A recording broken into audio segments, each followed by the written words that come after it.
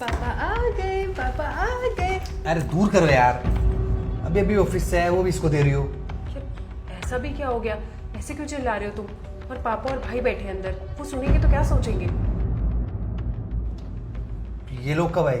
अभी आए हैं थोड़ी देर पहले, और तुम हो कि उनके सामने मुझ पे चिल्ला रहे हो? अरे तो मुझे थोड़ी पता था कि ये लोग आए हुए हैं, और मैं भी ऑफिस से आया हूँ, तुम इसको मुझे दे रही हो। मैं वैसे ही परेशान हो रखा हूँ। हाँ, पर फिर भी चिल्लाने की कोई बात नहीं है इसमें इतनी। नमस्ते पापा जी। नमस्ते बेटा। और रोशन कैसा है? बहुत अच्छा हूँ जी। और अचानक से कैसे आना हुआ? वहीं पास में प्रॉपर्टी के काम से आया था, तो फिर पापा ने कहा कि उन्हें आलिया से मिलना है, तो बस उन्हीं को मिलवाने लिया आया। अरे ये तो बहुत अच्छा किया आप लोगों ने। अरे पानी वानी नहीं दिया क्या अभी तक? ये रो रही थी बहुत देर से, बस अभी चुप हुई है। कैसे पूछती? तो लाओ मुझे दो, लेके आओ पानी। क्या हुआ? और बता रोशन, काम वाम ठीक चल रहा है तेरा? बहुत अच्छा चल रहा है जी। अरे यार जल्दी करो ना, मुझे कपड़े भी चेंज करने हैं। हाँ, आ रही हूँ।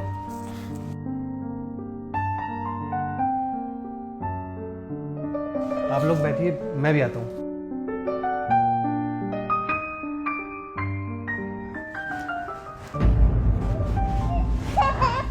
अरे मेरा बच्चा आलिया। ये हमेशा मेरे साथ ऐसे ही करता है। ओ क्या हुआ बेटा? क्या हुआ? क्या हुआ? क्या हुआ? क्या हुआ? ओ क्या हुआ? क्या हुआ? क्या हुआ? क्या हुआ? पापा, मुझे लग रहा है इसे नींद आई है, मैं इसे सुला के आती हूँ। ओ चलो चलो चलो चलो चलो, बाय कर दो, बाय कर दो। चलो चलो।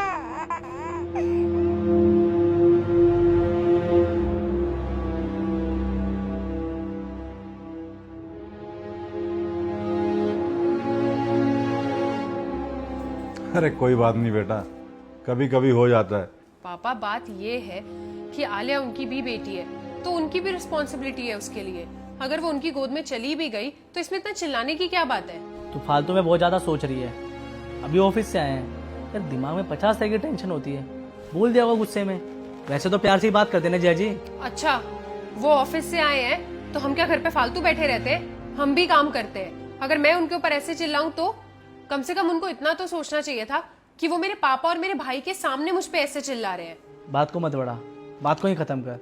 अरे बेटा ये भी तो ऐसे ही करता है, अपनी बीबी के ऊपर चिल्लाता रहता है। ये कौन सा काम है? मैं क्या चिल्लाता हूँ?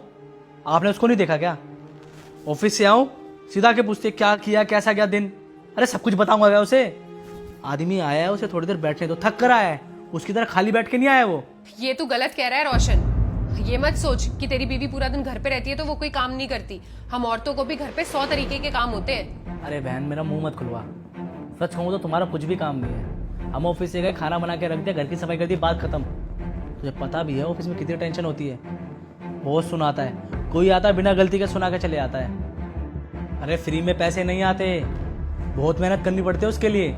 ये ठीक है, तुम्हारा काम काम और दूसरे का काम कुछ भी नहीं। अरे तुम्हारा काम इतना सही है, आराम से एसी में रहते हो तुम लोग, और हम वहाँ धूप में घूम रहे होते हैं। और थोड़ी सी गलती होने में भी ना बहुत सुनने को मिलती है। और यहाँ कौन सुनाता तुम्हें? अरे बच्चे को खिलाना है, घर में रहना है, ये कौन सा काम हुआ? हमें देखो ऐसा काम।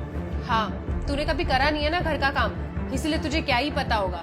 किसी दिन घर में रह और पूरे दिन घर के काम कर, पता चल जाएगा अच्छे से। अरे क्या हो गया, क्यों शोर मचा रखा है? अरे कुछ नहीं जिया जी, इसे ऐसा लगता है कि बॉस हमारा रिश्तेदार है। वो हमें ऑफिस में बुलाता है, बगल में बिठाता है, एसी में सुलाता है और बढ़िया पैसे देके घर भेज देता है।